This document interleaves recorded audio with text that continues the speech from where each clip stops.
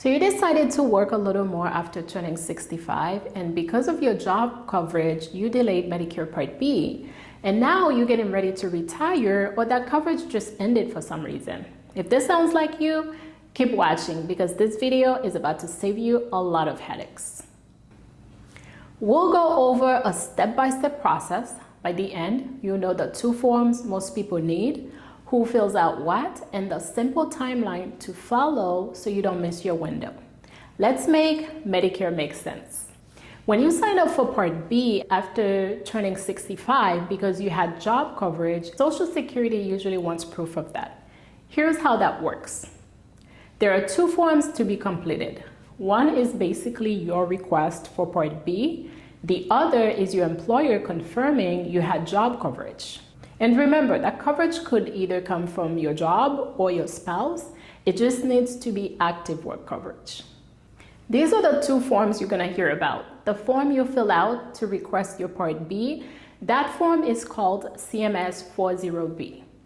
The form the employer fills out to confirm your job coverage dates, that form is called CMS L564. You can pause the video if you need those numbers. Now, if your job coming to an end, here are the first thing you do. Contact HR or any benefit department from your job and say this: I'm enrolling in Medicare Part B after delaying due to job coverage.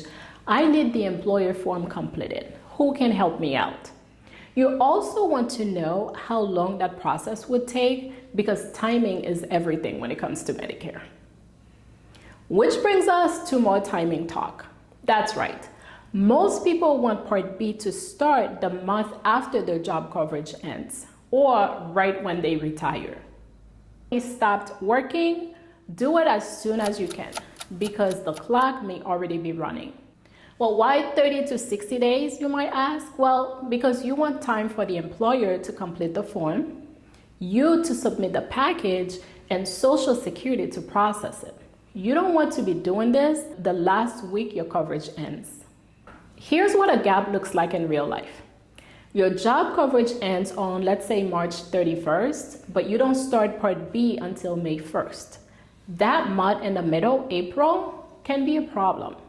So your goal is to line up your dates so you go from job coverage to Part B without a blank month in between. Before you submit anything to Social Security, make sure the employer form is signed, dated, and your personal information is correct, and the coverage dates are correct.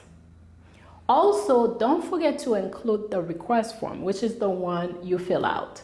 I know that sounds basic, but small mistake can slow the process down. Here's a checklist I'll keep on the screen for notes or screenshot. That's the whole process, you guys. Simple, quick, and easy. Comment below if you have any questions and watch the next video on this series. I'll see you soon.